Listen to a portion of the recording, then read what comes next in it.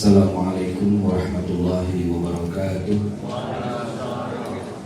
Alhamdulillah, wassalatu wassalamu ala Rasulillah Nabiyina Muhammadin ibni Abdillah wa ala alihi wa sahbihi wa man wala wa ba'du.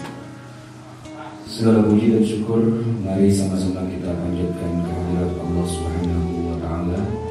Juga tidak lupa shalawat dan salam mari kita haturkan pada baginda Nabi Muhammad SAW, pada keluarga beliau, sahabat beliau, dan kita semua sebagai umat beliau. Semoga Allah Subhanahu wa taala berkenan menghimpunkan kita nanti di hari kiamat bersama-sama dengan Rasulullah SAW, diberikan kepada kita syafaat al-uzma yang kemudian juga bersama-sama dengan Nabi kita masuk dalam barisan menuju dalam pintu surga. Amin ya rabbal alamin. Ikhwati fillah rahimakumullah, kajian kita tentang zakat pada hari ini berlatar belakang begini. Sebentar lagi kita masuk bulan Ramadan, dan biasanya bulan Ramadan itu seringkali diidentikan dengan bulan zakat. Memang tidak salah sepenuhnya, tetapi yang sering terjadi salah kaprah, seolah-olah bayar zakat itu waktunya di bulan Ramadan saja. Nah, ini yang kita luruskan. Sebenarnya bayar zakat itu setiap saat, setiap waktu, sesuai dengan ketentuan dari fikih zakat itu sendiri, bahwa di bulan Ramadan ada bayar zakat itu sebenarnya bukan bulan Ramadan, tapi selesai bulan Ramadan masuk hari raya Idul Fitr, kita memang diwajibkan membayar zakat. Tapi zakatnya bukan di bulan Ramadan, zakatnya itu di hari raya Idul Fitr. Makanya nama zakatnya pun zakatul fitr, bukan zakat fitrah, tapi zakatul fitr. Fitrah dengan fitr mirip, tapi dua hal yang berbeda. Fitrah itu kita sering artikan dengan kesucian, tapi kalau Idul Fitr itu bukan hari raya suci. Fitr itu dari kata fatoro. Fatoro itu salah satu bentukan katanya menjadi misalnya iftar. Istilah iftar jama'i itu artinya apa? Ya, berbuka puasa. Jadi aftara yuftiru itu lawan kata dari soma yasumu. Kalau soma yasumu itu puasa, tidak makan, tidak minum. Aftara yuftiru itu lawan katanya makan minum. Jadi hari raya Idul Fitr itu hari raya makan-makan, sebenarnya begitu. Jadi bukanlah hari raya kesucian. Nah, kesucian itu fitrah, memang akar katanya sama, tapi pembentukan katanya itu dua hal yang berbeda. Nah, zakat kita itu namanya zakatul fitr, zakat yang dikeluarkan pada hari raya makan-makan. Makanya zakatnya pun makanan juga. Nah, anehnya justru selama bulan Ramadan itu kita malah bayar zakat yang lain. Nah, padahal zakat yang lain itu dikeluarkannya bukan di bulan Ramadan. Ya tergantung dari jenis zakatnya apa. Nanti ada ketentuannya, dan karena itu mumpung kita belum masuk bulan Ramadan, dari sekarang kita pelajari dulu fikih zakat ini. Khawatirillah rahimakumullah, saya akan loncati saja tentang hikmah. Tapi yang paling penting dari itu adalah kriteria harta yang wajib dizakatkan. Awal mulanya begini, harta kita itu ada yang wajib dikeluarkan dan ada juga yang hukumnya cuma sunnah. Nah, kalau yang namanya zakat ini harta yang wajib dikeluarkan, artinya kalau nggak dikeluarkan, nggak disedekahkan, nggak dibayarkan, hukumnya bukan sekadar dosa, tapi dosa-dosa besar. Bahkan sampai kepada titik dianggap kita ingkar kepada agama Islam. Itulah kenapa di zaman Abu Bakar As-Siddiq, orang yang tidak bayar zakat bukan cuma sekedar diingatkan, tapi bahkan diacungkan pedang, diperangi. Sampai kata Abu Bakar, demi Allah saya akan bunuh mereka itu yang dulu waktu di zaman Nabi mereka mengeluarkan harta zakat berupa seekor anak kambing atau anak unta, lalu sekarang mentang-mentang Rasulullah sudah nggak ada, mereka nggak mau mengeluarkannya, nggak mau membayarkannya. Demi Allah, la'uqatilanna, saya pasti akan memerangi mereka. Memerangi itu maksudnya perang betulan, bawa senjata, bunuh sampai halal darahnya. Nah, ini menunjukkan bahwa zakat ini bukan sekedar iseng-iseng berhadiah, kalau lagi ada duit zakat deh, kalau lagi enggak. Atau bukan sekedar ibadah yang kalau kita lagi butuh sama Allah kita keluarin, kalau lagi enggak butuh enggak.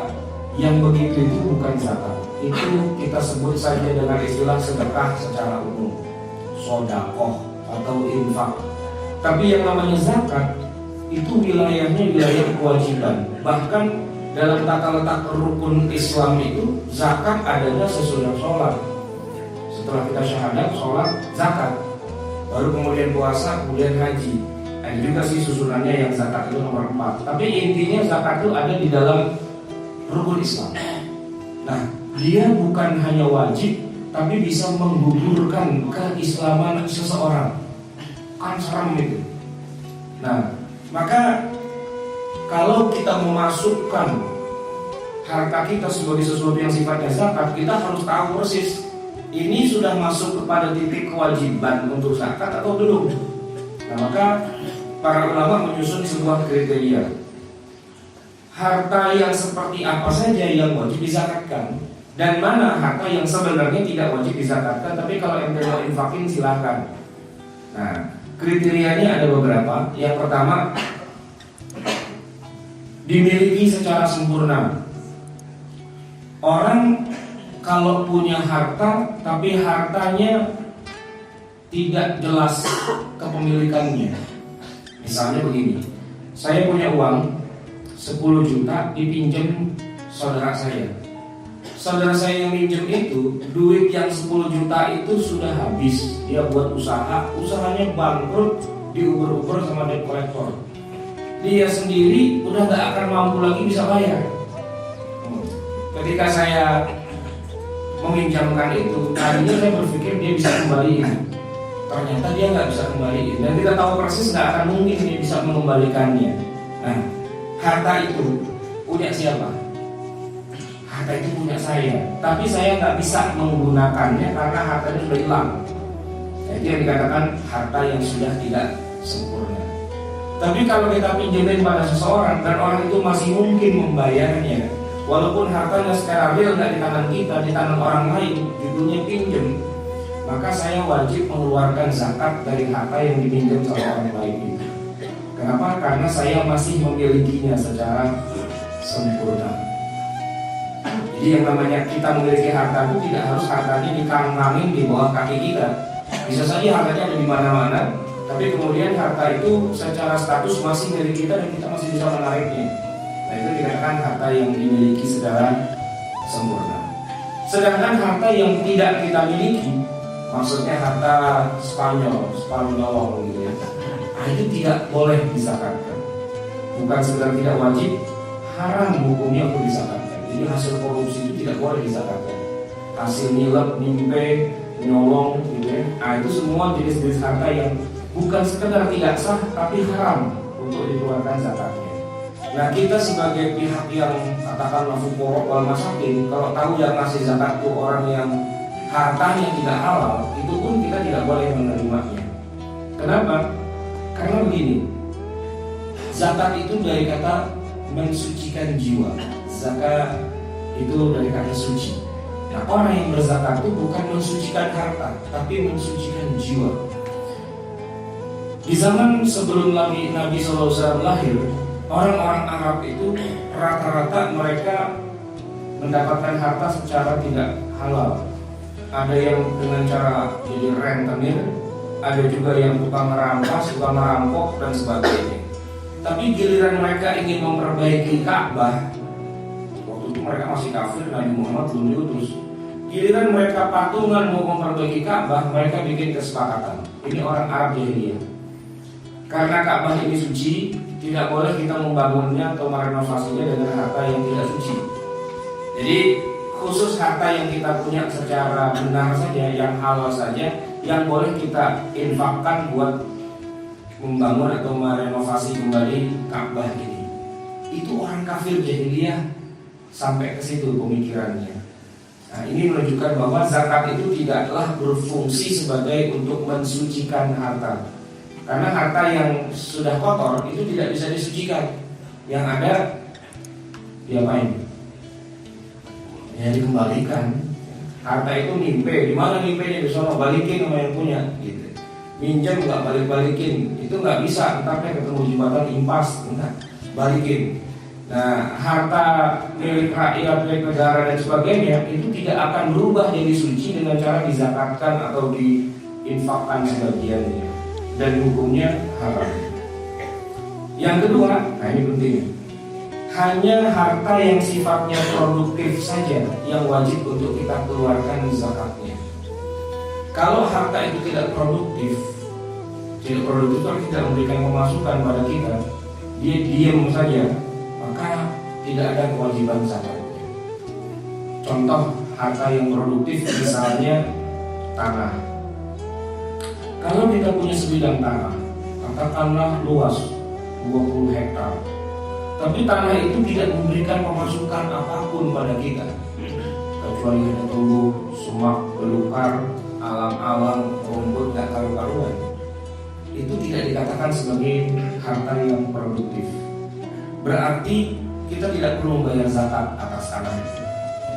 Tapi kalau di atas tanah itu kemudian ditanami tumbuh-tumbuhan, dan kemudian tumbuh-tumbuhannya itu memberikan penghasilan, pemasukan, nah barulah kemudian ada kewajiban untuk mengeluarkan zakat atas tanah yang produktif itu.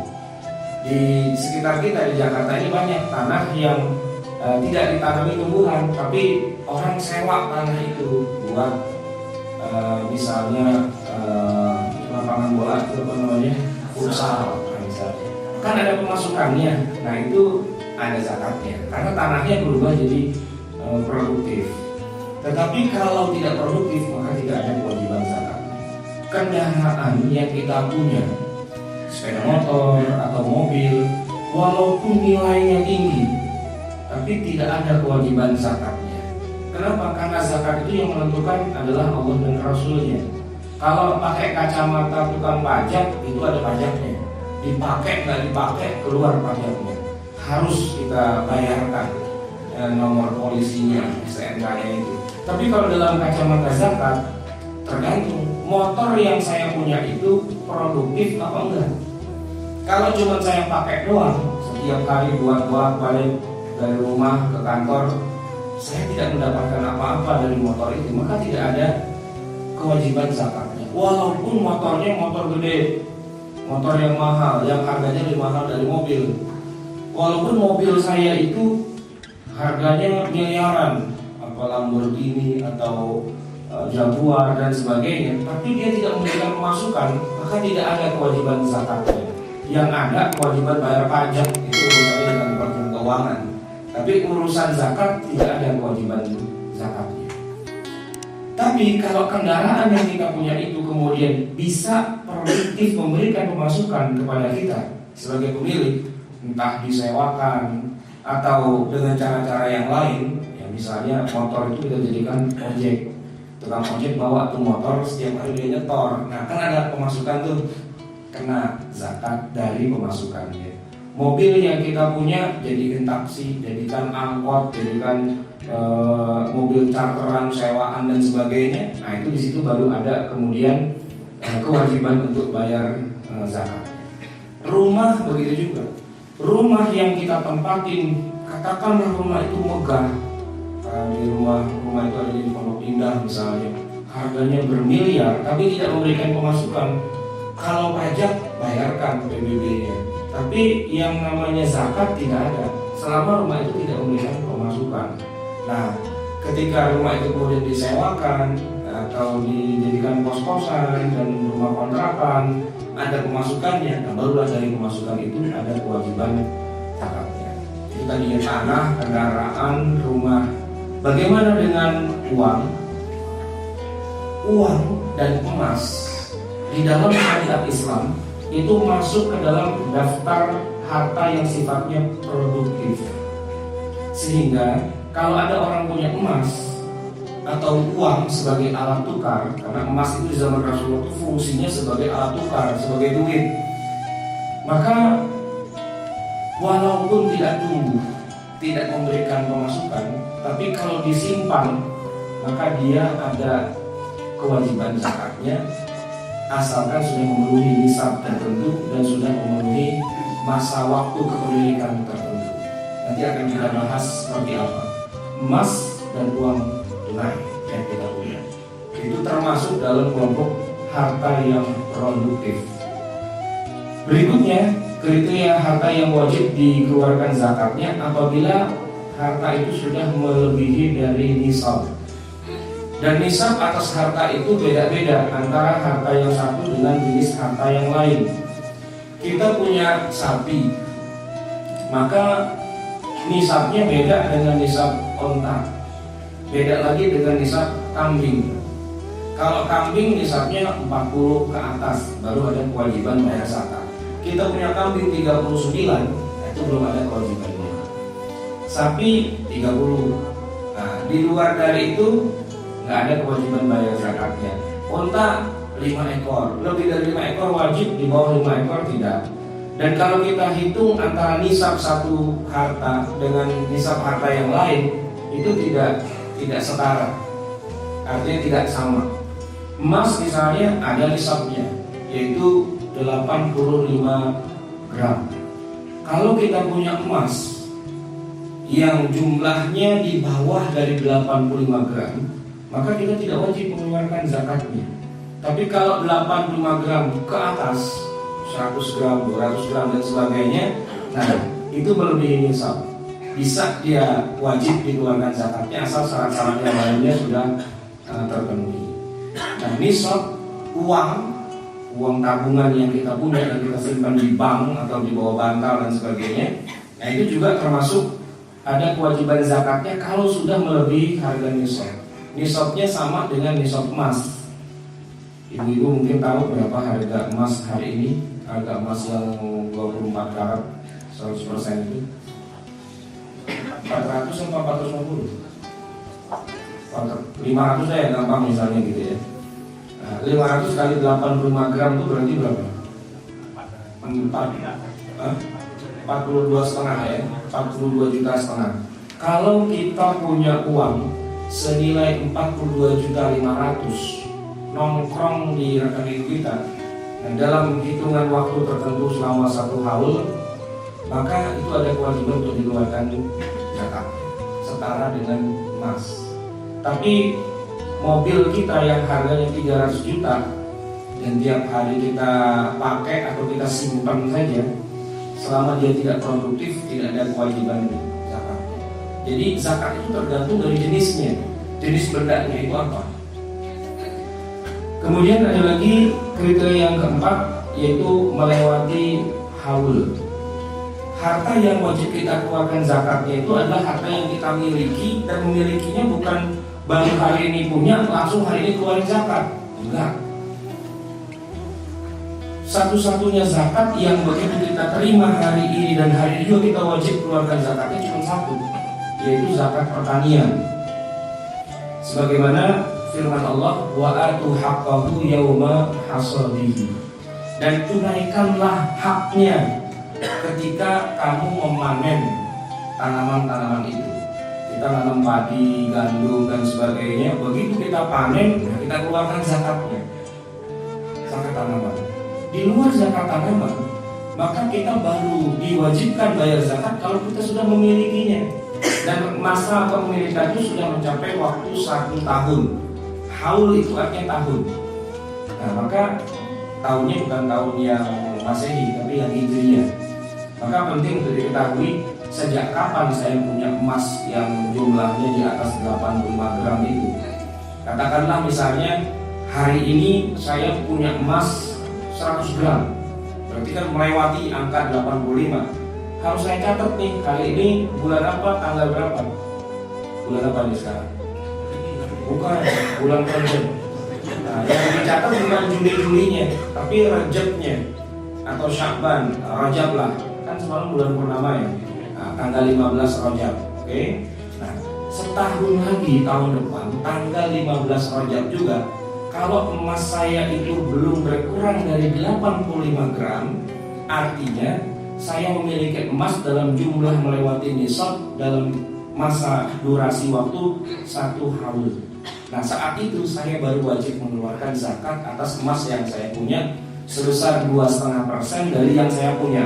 Katakanlah pada saat sudah setahun kemudian emas saya nambah dari yang 100 menjadi 150 gram misalnya. Nah, yang saya keluarkan bukan 100-nya, tapi dari 150 gram itu kali 2,5% atau kali 1/40-nya dibagi 4 dibagi 10, 1/40 itu sama dengan 2,5%. Jadi bukan kalau kita hari ini terima emas 100 gram lantas kita keluarkan zakatnya, enggak, itu keliru besar. Nah, banyak orang kemudian karena nggak ngerti fikih zakat, lu dapat warisan lu dari bapak lu, bayar zakat tuh gitu. Enggak, zakatnya nanti. Nah, kalau udah setahun lagi duit udah habis, ya udah nggak usah bayar zakat. Nah, kalaupun harus keluarkan uang damar, uang syukuran, uang kaget, uang apa dan sebagainya, nah itu lain lagi judulnya, bukan zakat. Begitu juga ada kadang-kadang kita suka dibohongin sama petugas haji. Pergi haji wajib bayar zakat. Loh, apa hubungannya pergi haji dengan zakat? Ya kan Anda berarti orang kaya wajib bayar zakat. Ya iya benar, tapi kan kekayaannya harus dihitung dulu. Saya memiliki harta ini sejak kapan? Nah, bukan pada waktu mau berangkat haji harus bayar zakatnya dulu. Nah, begitu juga orang dapat rezeki, dapat hadiah, dapat gusuran, dapat apa lagi kompensasi dari dirumahkan misalnya gitu. Wah, keluarin zakatnya itu. Nah, itu bukan zakat. Kalau mau dikeluarkan sebutlah namanya apa yang lain. Yang jelas itu bukan zakat dan hukumnya tidak wajib. Nanti kalau kita nggak keluarkan, it's okay. Nah, satu-satunya zakat yang harus dikeluarkan begitu kita terima itu cuma zakat tanaman saja, sesuai dengan firman Allah, wa atu haqqahu yauma hasadihi, dan tunaikanlah haknya pada waktu kamu memanennya. Nah, nanti kalau ada zakat yang banyak perbedaan pendapat, misalnya zakat profesi, kenapa begitu kita terima gaji langsung kita keluarin, itu logikanya menggunakan logika zakat tanaman, menggunakan kias. Nah, karena ini menggunakan kias, lebih menggunakan nalar logika, wajar kalau nanti di dalam itu banyak perbedaan pendapat. Sebagian ulama mengatakan tidak ada zakat profesi ini. Kenapa? Karena Nabi nggak pernah menjalankannya. Sebagian lagi mengatakan ada dengan berbagai macam dasar pemikiran kenapa harus diadakan pada hari ini dan seterusnya. Tapi intinya bahwa semua harta yang wajib kita zakatkan itu harus mendekam dulu di tempat kita minimal selama 1 tahun. Terus gimana kalau sudah dimiliki selama 1 tahun masih kita simpan juga? Apakah tahun depannya harus bayar lagi? Nah iya, bayar lagi.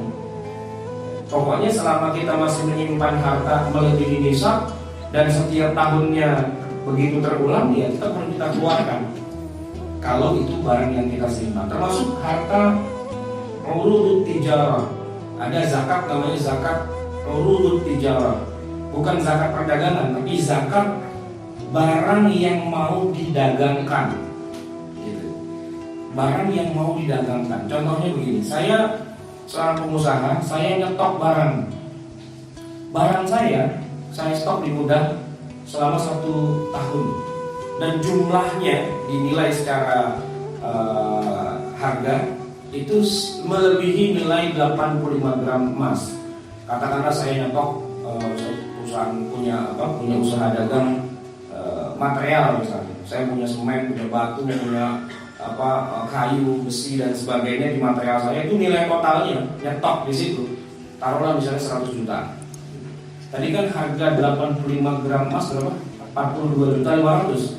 Nah, yang saya stok tuh melebihi itu. Kalau nyetoknya saya itu melebihi waktu setahun, maka saya wajib mengeluarkan zakatnya 2,5% dari apa yang saya stok di situ, di luar dari peralatan yang saya punya. Katakanlah saya punya material, kan ada gedungnya, ada lemarinya, ada tangga, ada alat-alat, nah itu tidak dihitung. Yang dihitung barang yang saya stok aja. Nah, warung begitu juga. Saya jualan, saya stok barang-barang itu sampai setahun dengan nilai lebih dari 8 gram. Maka setelah setahun saya miliki barang-barang yang belum laku ini wajib untuk saya keluarkan zakatnya. Nah, sedangkan zakat dari hasil transaksi perdagangan itu bukan masuk dalam bab zakat perdagangan. Itu masuk dalam zakat produktif, di mana kita punya barang kemudian kita bisa dapat keuntungan dengan memperjualbelikannya. Zakat urudut tijarah yang aslinya itu dikeluarkannya setelah dimiliki selama 1 tahun dengan nilai melebihi nisabnya emas. Yang kelima, ini penting. Zakat itu tidak dikeluarkan kecuali orang tersebut sudah bisa memenuhi hajat hidup yang paling dasarnya. Kewajiban dasar untuk memenuhi hajat hidupnya itu terpenuhi dulu. Sebab orang kalau belum bisa memenuhi hajat yang paling dasar dari kehidupannya, maka dia tidak dikatakan orang kaya. Padahal zakat itu wajibnya diambil dari hartanya orang kaya dan dikembalikan kepada orang miskin. Poinnya di situ. Nah, sedangkan hajat hidup setiap orang itu beda-beda. Ini tolong dibedakan antara kebutuhan hidup dengan gaya hidup. Ya, kita sering kecampur-campur. Kalau yang namanya kebutuhan hidup itu kebutuhan paling minimal untuk orang bisa hidup. Dan semua orang sama, mau dia presiden sampai dia tukang becak, tukang ojek di pinggir jalan, kebutuhan hidupnya sama. Contohnya kalau Merapi lagi meletus, itu kan yang masuk ke wilayah pengungsian itu nggak cuma orang miskin, orang kaya juga situ semua. Nah, giliran orang kaya, orang miskin ngumpul, apa yang mereka butuhkan minimal untuk bisa bertahan hidup, ya nasi sebenarnya. Nah, adapun gaya hidup itu bukanlah kebutuhan dasar hidup. Gaya hidup itu misalnya kita makan di hotel berbintang, pesan lobster 3, bayar 5 juta, itu gaya hidup. Bukan itu. Bukan gaya hidup, tapi hajat hidup di mana setiap orang itu sama. Berapa ukurannya? Seperti kita bayar zakatul fitr. Kan orang kaya dengan orang miskin bayar zakatul fitrnya sama, yaitu 3,5 liter beras atau 2,5 kilogram. Biarpun dia Abu Rizal Bakri misalnya, kalau kekayaannya di mana-mana tuh, ngitungin duit aja nggak sempat, saking banyaknya gitu. Itu kalau dia bayar zakatul fitr, ingat ya, zakatul fitr bukan zakat harta, zakat dirinya itu, dia bayarnya tetap sama dengan 3,5 liter atau 2,5 kilogram beras. Dengan saya yang nggak punya penghasilan misalnya, pengangguran dan sebagainya, sama bayarnya, karena itu hajat hidup seseorang. Kira-kira seperti itu. Nah, orang yang untuk sekedar memenuhi hajat hidup dasarnya saja belum cukup, maka dia tidak wajib bayar zakat. Kalaupun dia punya pemasukan, tapi pemasukannya habis untuk memenuhi hajat hidupnya, ya udah, dia nggak wajib bayar zakat. Nah, cuma saya katakan tadi, bisa jadi satu orang dengan orang lainnya hajat hidup dasarnya ini pun bisa beda-beda juga. Tergantung tanggungan nafkah yang ada pada pundaknya itu berapa besar. Seorang bujangan tentu tanggungan nafkahnya cuma 1 mulut doang. Tapi seorang yang punya istri dan anak banyak, ya, walaupun mungkin gajinya lebih besar, pendapatannya lebih besar dari seorang bujangan, boleh jadi dia malah nggak bayar zakat. Saya kasih ilustrasi begini. Ada orang kerja, ya gajinya ya 3 koma lah, tanggal 3 sudah koma gitu.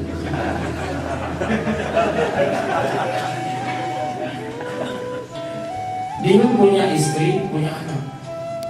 Istrinya nggak tanggung-tanggung, 3. Gaji 3 juta, istri 3. Masing-masing istri berojol anak 12. Berarti kan 12 kali 3 atau 36. Tambah istrinya 3, tambah dia 1. Berarti 40 mulut yang dikasih makan. Dengan gaji 3,5 juta kagak cukup. Sementara ada anak baru lulus kuliah, fresh graduate, ya gajinya cuma 1,5 juta katakan begitu. Tapi makan masih numpang sama emaknya, tinggal masih numpang sama emaknya, segala macam semua masih dipenuhi oleh orang tuanya. Jadi duit yang sudah 200 itu utuh. Nah, yang tadi gajinya 3 koma itu bisa jadi dia nggak bayar zakat karena dia punya kewajiban memenuhi hajat hidup dirinya dan orang-orang yang ada dalam tanggungannya. Sementara yang gajinya lebih rendah bisa jadi dia wajib untuk bayar zakat karena dia sudah melebihi dari harta yang dia punya, itu melebihi dari hajat hidup paling dasarnya dia. Nah, hajat hidup dasar ini harus dijadikan bahan pertimbangan. Kemudian yang terakhir, selamat dari hutang. Artinya orang yang punya hutang dia tidak wajib bayar zakat. Tapi jangan salah dulu, tidak semua jenis hutang. Sebab kalau semua jenis hutang, justru yang paling banyak hutangnya malah orang kaya. Semua konglomerat itu punya hutang. Dalam daftar majalah Forbes, orang-orang yang paling kaya itu semuanya malah punya hutang. Kalau kita bilang mereka nggak wajib bayar zakat, nah cara belajarnya yang keliru. Mungkin waktu ustadz lagi ngajarin dia lagi tidur kali, sehingga kagak nyambung. Yang dimaksud dengan selamat dari hutang tuh gini, orang untuk memenuhi hajat hidup yang paling dasarnya tadi, dia udah nggak mampu. Tapi kan yang namanya hidup harus jalan terus. Daripada dia nyolong, ngerampok dan sebagainya, ya udahlah, ngutang aja. Jadi sekedar untuk memenuhi hajat hidupnya pun dia harus ngutang. Suatu hari dia dapat rezeki. Nah, ada dua kemungkinan, ada dua pilihan. Utangnya dibayar dulu, apa dia bayar zakat? Ya jawabannya utangnya dibayar dulu. Kenapa? Karena ada sesuatu yang lebih penting dari sekedar bayar zakat, dan itu adalah memenuhi hajat hidup yang paling dasar. Nah, itu poinnya. Maka dari 6 kriteria harta yang wajib dizakatkan ini, barulah kemudian para ulama masuk ke dalam jenis-jenis zakat yang ada banyak itu. Misalnya ada zakat peternakan, ada zakat pertanian, ada zakat perdagangan, ada zakat emas, perak, dan uang, ada juga zakat fitr yang dilakukan pada hari raya Idul Fitr sebelum dilakukannya sholat dan khutbah Idul Fitri. Kemudian ada harta rikas yang harus dibayarkan zakatnya, ada zakat profesi dan juga ada zakat persewaan. Ada banyak jenis zakatnya. Tapi intinya satu-satunya yang harus dikerjakan di akhir dari bulan Ramadan itu hanyalah zakatul fitr saja. Cuma satu. Yang lainnya ya tergantung tadi nisabnya berapa, kapan jatuh tempo dan sebagainya. Nah, kekeliruan yang sering terjadi di antara kita tuh yang namanya bayar zakat nggak ada hitung-hitungannya. Pokoknya Ramadan, wah banyak nih loket zakat, bayar zakat berapa? Dihitung-hitung sendiri, nggak ketahuan judulnya dari mana tuh hitung-hitungan, keluarin. Yang konyolnya lagi, petugas yang di loket itu juga nggak tahu-tahuan urusan bagaimana hitung zakat. Pokoknya begitu masuk, ya udah tak kasih kenangan, semoga harta Anda diterima, itu dapatnya dari mana, ngitung dari mana, nggak jelas. Nah, itu yang seringkali menjadi rancu. Tapi ketika saya tanya, saya sampaikan kepada pimpinan-pimpinan dari lembaga zakat yang ada di Jakarta, itu banyak ratusan. Jawaban mereka gini, Pak, kalau kita nggak gini nggak ada yang bayar zakat, Ustaz, gitu. Jadi biarkanlah mereka bodoh, yang penting pundi-pundi kita gemuk, gitu. Baik itu zakat, lembaga amil zakat, nggak penting cara ngitung zakatnya dari mana, yang itu orang pada bayar. Dan kadang-kadang saya juga susah juga ngadepin orang yang nggak ngerti itu. Tiba-tiba suatu hari datang ke rumah saya ada seorang kaya bawa duit 10 juta, Pak Ustaz saya mau bayar zakat. Saya bilang emangnya saya fukara wal masakin dikasih harga zakat? Enggak, maksud Pak Ustaz tolong salurkan lagi. Oke gini, saya tanya, ini duit 10 juta hitung-hitungannya bagaimana? Wah susah dah Pak Ustaz kalau kayak gitu, yang penting saya mau keluarin 10 juta, titik. Saya bilang kalau ente bilang ini sedekah, ente bilang ini wakaf, oke. Tapi kalau ente bilang ini zakat, zakat itu ada aturannya. Nggak main 10 juta begitu aja. Jangan-jangan harusnya ente keluarin 100 juta, tapi yang dibilang cuma 10 juta. Wah, saya pusing dah kalau ngitung-ngitung gitu. Ya makanya belajar, saya bilang. Biar ketahuan itu emas ente berapa banyaknya. Itu harta-harta yang produktif yang harus dihitung. Wah pusing, nggak usah keluar hitung semua. Ente nggak usah pusing, karena sudah ada amil zakat. Itu tugasnya amil zakat. Bukakan pintu untuk mereka ke rumah antum, terus biar dia yang hitung. Maka dia boleh dapat 1/8 dari seluruh total penghasilan zakat. Itu dikatakan sebagai amil zakat, boleh sebagai orang yang menerima sebagian dari harta zakat. Kan 8 asnaf. Dari 8 itu 1 itu amil. Nah tugasnya amil apa? Ngitungin zakat. Ada orang kaya di daerah Bangka sini suatu hari setahun yang lalu, dia undang saya ke rumahnya, suruh ceramah tentang zakat ini karena dia punya mobil Lamborghini 20 di basement rumahnya itu, bos Mitsubishi, orang Betawi. Dia bilang, Pak Ustadz, kalau urusan bayar zakat gak usah suuzon dah sama saya Pak Ustadz. Dia bilang, kenapa? Pokoknya aneh udah bayarin semua. Bagus, saya bilang. Hitung-hitungannya, nah itu aneh gak pakai ngitung. Aneh, pokoknya udah bayarin, pokoknya lebih dah. Gitu. Ya saya bilang, enggak begitu, saya bilang. Yang wajib dihitung dulu, nanti selebihnya yang sunnah-sunnah silahkan. Karena zakat itu nanti bukan hanya hitungannya yang harus pasti, kemananya itu juga harus jelas. Karena hanya 8 orang itu yang boleh menerima. Zakat nggak boleh buat masjid, buat pondok pesantren, buat bangun jembatan, buat beli mushaf, buat AC-nya musola, kagak boleh. Itu hanya untuk 8 asnaf saja. Anak yatim saja nggak boleh terima harta zakat. Anak yatim, kecuali dalam keyatimannya dia adalah termasuk fuqara wal masakin.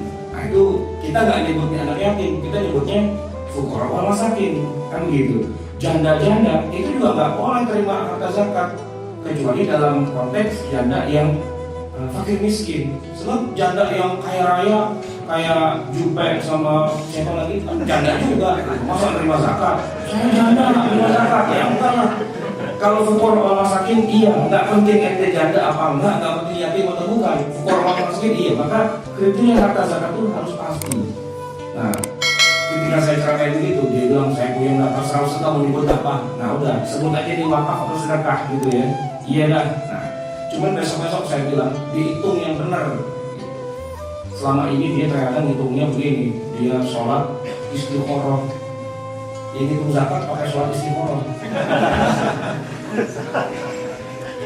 Saya bilang kok istiqorohin, emang ngapain? Saya tanya langsung Allah, ya Allah, zakat saya berapa sih?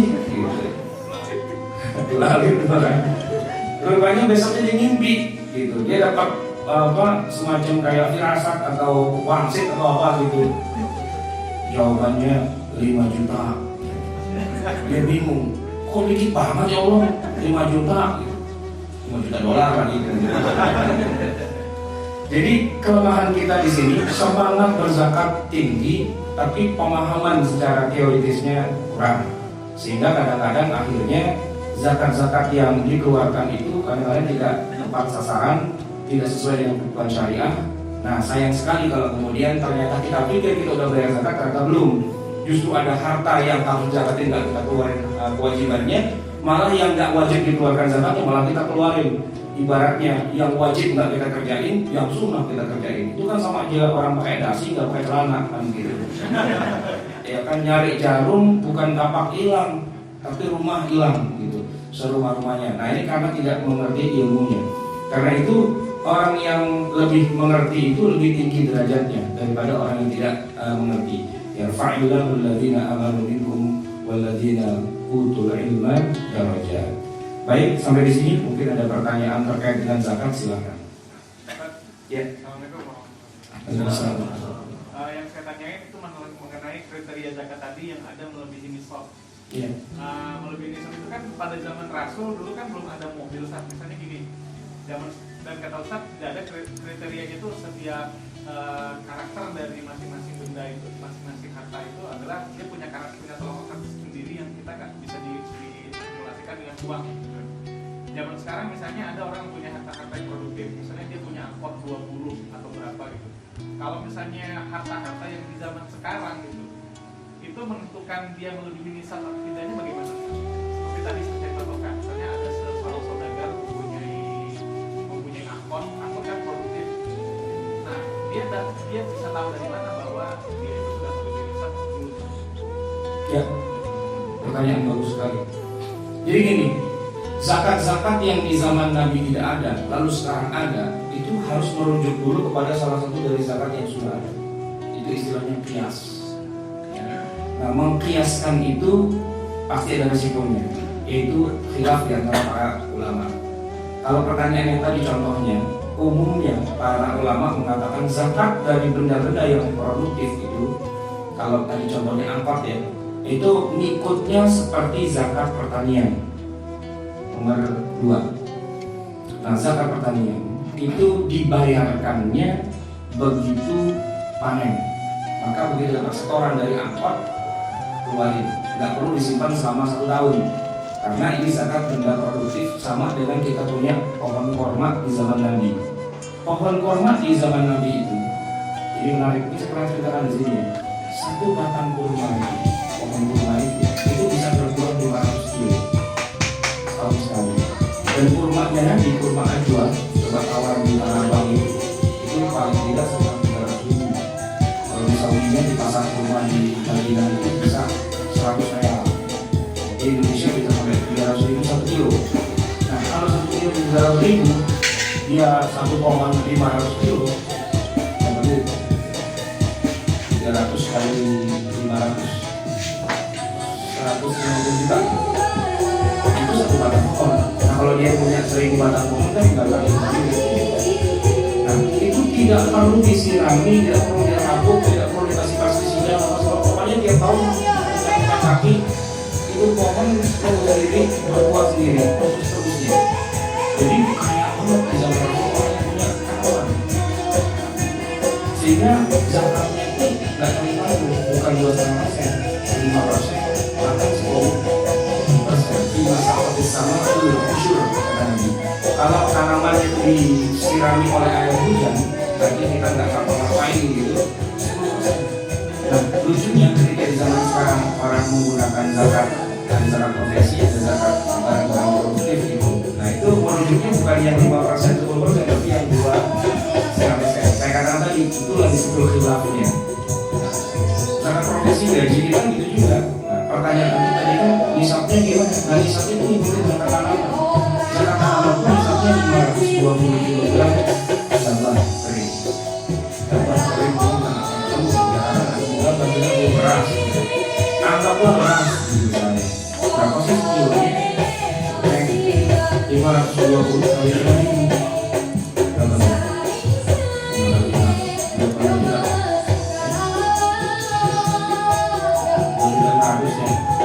2.500 ya. Nah ini sampai segitu. Jadi kalau gaji kita di atas dari 2.500 atau dari seorang angkot atau kontrakan rumah petak, kos-kosan dan sebagainya di atas 2.500 bisa begitu. Cuma yang jadi masalah, pertanyaannya lagi itu dari khilaf juga. Itu 2.500 pendapatan per bulan per tahun. Di masa Rasul kan korban itu kan setahun sekali, 3 bulan sekali. Nah itu jadi ladang perbedaan pendapatan. Jadi zakat yang paling banyak khilafnya itu pertama zakat profesi, kedua zakat barang produktif. Kalau nanti pada ini saya bisa kasih 10 jawaban yang berbeda. Tentang hisabnya, tentang berapanya, tentang amalnya dan sebagainya itu ada variabel. Kenapa hal seperti itu terjadi? Karena tidak ada contoh di zaman Nabi, tapi para ulama di zaman sekarang ingin menghidupkan itu semua. Sebab kalau di zaman Nabi orang kayanya punya kebun kurma, tapi hari ini seorang petani khususnya di Indonesia itu orang miskin. Yang kaya justru orang yang kerjanya sebagai profesional dengan zakat profesi ini. Katakanlah seorang artis, begitu dia syuting iklan atau sabun apa gitu misalnya, itu bisa sampai 100-200 juta. Padahal ini cuma juga 3 jam saja. Bandingkan dengan kita yang karyawan setiap hari bolak-balik pagi pulang petang, angkat pintu, pegang pendapatan pas-pasan gitu ya. Itu kan jauh berbeda. Nah para ulama di zaman sekarang ketika menyebutkan artis atau katakanlah lawyer atau seorang dokter spesialis masyarakat gitu ya, dia cuma dengan cuma tanda tangan saya beredar dapat 200 juta, 300 juta, seminggu, 2 miliar itu kan luar biasa. Kalau yang seperti itu dilihat dalam daftar zakat ini tidak ada yang membuat dia harus bayar zakat, tapi realitanya dia orang kaya. Sementara petani atau peternak di zaman kita di Indonesia ini rata-rata orang miskin. Gitu. Maka para ulama mencoba mencari kias ke zakat-zakat yang dulu. Tapi ketika mereka mengkiaskan, nah di situ kemudian terjadi perbedaan zakat. Oke, silakan ada lagi. Ya. Bedanya zakat Zakat profesi dengan zakat uang. Zakat profesi umumnya ulama modern sekarang menyamakan dengan orang punya tanaman kurma tadi itu. Begitu panen langsung bayar. Kalau zakat uang itu sama dengan zaman dulu orang punya emas. Emas itu harus dimiliki dulu selama 1 tahun melebihi nisab, dan kalau setelah setahun masih lebih dari nisab itu baru wajib dikeluarkan. Ya, ente gajian, begitu ente gajian wajib bayar zakat. Kenapa? Karena itu bukan zakat uang, itu dianggap ente seolah-olah seorang petani, begitu gajian itu dianggap lagi panen. Nah, begitu panen bayar tuh zakatnya. Kira-kira seperti itu logika para ulama zaman sekarang nih yang menggunakan logika zakat profesi sebagai sebuah zakat. Sedangkan zakat uang kita punya tabungan di bank, kita simpan aja, dan itu tidak saling terkait. Artinya begini, begitu kita gajian kan uang kita simpan di bank. Waktu gajian kita keluarkan zakatnya. Setelah itu kita masuk uang, ternyata di bank itu melebihi dari 85 gram emas nilainya, ya kena zakat lagi. Karena dua jenis zakat yang berbeda. Petani begitu panen, gabahnya dijual, kan dia saat itu sudah bayar zakat dari gabahnya itu. Nah, sisanya kan dia keluarkan 5% atau 10%. Kan sisanya gabah itu kemudian dia simpan atau dia jual, kan jadi duit. Duitnya dia simpan di bank. Nah kalau sudah disimpan di bank, bank dia kena lagi. Jadi uang yang dia simpan itu karena itu dua jenis zakat itu.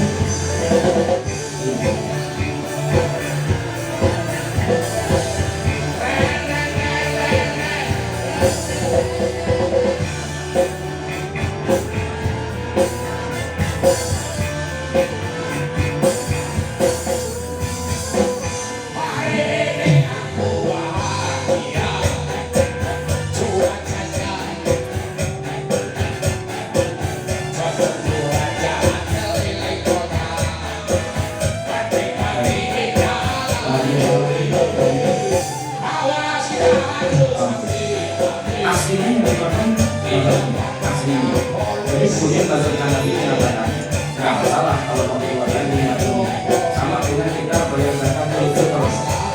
Zakat fitr secara bahasa adalah zakat makanan. Yang kita keluarkan itu makanannya. Dan sudah makan apa? Bukan kita keluarin itu bukan dengan pokok. Orang pokok 2 kilo untuk kenyang makanan pokok, lauk pauknya itu tambahan. Orang bisa hidup berkali dengan makan nasi doang, tapi tidak bisa orang makan uang dan tidak bisa. Nah, jadi itu mazhab Hanafi mengatakan kalau memang lebih mudah mengeluarkan nilainya, keluarkan masih banyak. Tapi kalau aslinya zaman Rasulullah zakat fitr atau zakat pertanian itu yang paling mudah mengeluarkan barang asli. Petani bayar zakat, ditanya apa? Padi, keluarin zakat itu lebih berpadi daripada jadi uang. Termasuk zakat fitr di masa Rasulullah dengan gambarkan zaman sekarang barang banyak pemahaman. Zaman Rasulullah di pemahaman. Jadi kalau ngasihnya dalam bentuk uang, itu tidak ada bulannya juga. Pemahaman gitu kan. Dia kasih dalam bentuk uang, bukan roti, dia tinggal dimakan dimasak. Nah, tentang pengadaan cara profesi dikaitkan dengan cara pertanian itu dua yang jadi sumber konflik. Saya katakan begini, cara profesi terbagi menjadi dua. Ulama di dunia ini mengatakan bahwa zakat profesi itu tidak ada karena itu ngaras, tidak ada contohnya di zaman Rasulullah dan di zaman para sahabat. Bahkan 14 abad namanya pada saat itu tidak pernah ada zakat profesi. Kelompok yang kedua mengatakan ada zakat profesi. Dasarnya yang tadi itu kewajiban bayar zakat itu kan tidak penting dia profesinya apa. Yang penting orang kaya. Yang kaya itu yang dokter spesialis atau seorang pegawai pejabat dan sebagainya. Nah di zaman Rasulullah Nabi atau dokter di zaman Nabi, tapi dokter di zaman Nabi itu kita punya uang banyak. Kalau berhadapnya sekedar kita punya tiga kan gitu, nggak banyak duitnya gitu. Pejabat juga ada di masa Rasulullah, di masa Umar dan sebagainya, tapi nggak jadi orang kaya. Artinya gaji seorang Umar itu nggak seberapa dibandingkan dengan gaji seorang presiden zaman sekarang, bupati dan sebagainya. Jadi tidak, profesi itu ada, tapi pada zamannya itu bukan penghasilan yang besar, sehingga tidak ada kewajiban zakat di masa itu. Dan di masa sekarang keadaan sudah berbalik. 180 derajat. Petani, peternak justru orang miskin. Karena di Indonesia rata-rata petani itu kan buruh tani, gitu kan? Beda dengan zaman Rasulullah, dia punya 20 biji di batang pohon kurma itu udah kipas-kipas uncang-uncang kaki dia. Tapi di zaman sekarang ya, seorang petani di Indonesia itu rata-rata orang miskin yang nggak mampu sekedar memodali tanamannya itu dia nggak bisa. Nah maka kelompok yang kedua mengatakan harus ada zakat profesi itu. Anggaplah kita terima bahwa itu harus ada. Cuma problematika satunya lagi adalah terus ketika mencari berapa nisabnya, berapa yang harus dikeluarkan dan sebagainya, rupanya mereka berantem lagi di antara sesama yang mendukung zakat profesi itu. Misalnya Yusuf Qaradawi mengatakan begini, harus dibedakan antara orang yang kayanya luar biasa dengan yang kayaknya biasa-biasa saja dalam zakat profesi. Misalnya artis itu begitu dia tanda tangan kontrak dapat duit, udah dikeluarkan tadi berapa 10%, 5%, dan saat itu juga tanpa dibayar dengan biaya operasional. Tapi soal pegawai yang tadi tanggalnya ada koma, itu dikeluarkan dulu kebutuhan hajat dasarnya. Katakan dia punya gaji misalnya 5 juta sebulan misalnya, tapi kebutuhan hajat dasarnya yang mau tidak mau dikeluarkan itu 4 juta 500. Kan yang masih satu dari 500.000. Nah dari yang 500.000 itu mengeluarkan 2,5%-nya. Jadi jalur kompromi yang dilakukan oleh Dr. Yusuf Qaradawi, kalau kita baca kitab beliau Fiqhus Zakat, itu risalah doktoralnya dia. Artinya ini menunjukkan bahwa memang zakat profesi masih sangat-sangat kontroversi. Dan yang kontra itu bukan siapa-siapa, Dr. Wahid Zuhairi, salah satu profesor di Universitas Islam di Syria di Damaskus. Kalau kita baca dalam kitab beliau termasuk yang tidak mendukung adanya zakat profesi itu.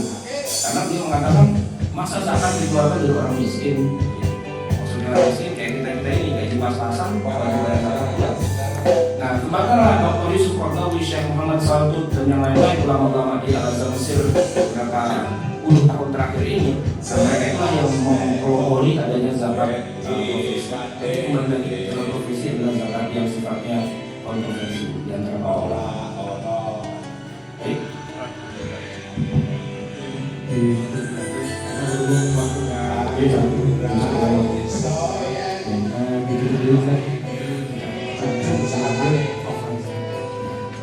Baik, mari kita sama-sama kita belajar hamdalah kepada masjid.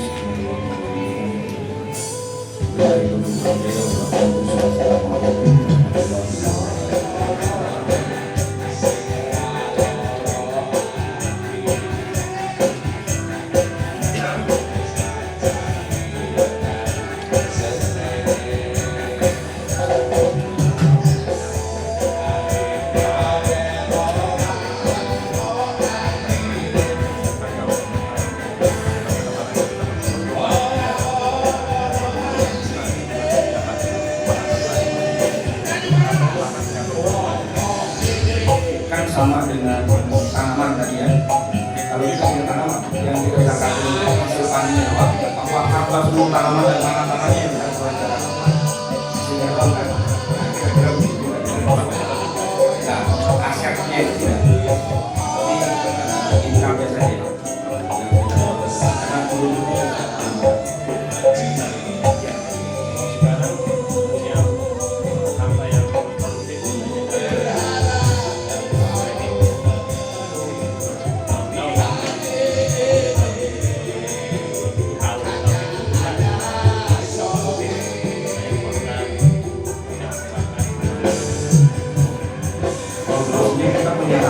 utang dulu ya. Utang dan sebulan.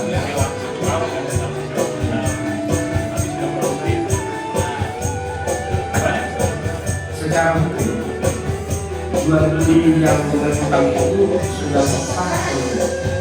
Maksudnya karena saya ngerekit mobil gitu ya, mobil atau rumah gitu. Begitu saya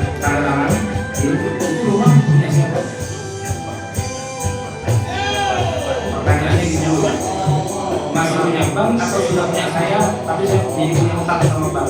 Beda loh. Jadi jual beli dalam Islam itu bisa dilakukan dengan tunai, bisa dilakukan dengan kredit. Nah, kalau tunai tidak ada masalah, ada barang, ada uang selesai kan. Tapi kalau yang namanya jual beli yang tidak tunai, itu jual belinya sudah sah. Artinya barang sudah jadi punya saya, walaupun saya masih utang. Di dalam Islam gitu. Nah kalau barang sudah jadi punya saya, walaupun saya masih utang, ini kalau barang ini kemudian saya miliki dan ada yang diwajibkan dari zakatnya, itu sudah harus bayar zakatnya. Karena barang ini sudah punya saya, walaupun saya dapatnya masih utang sama orang lain. Nah sekarang kita lihat dalam atas itu tadi. Ini saya beli barang dengan cara utang. Pertanyaannya barang itu sudah jadi punya saya secara resmi.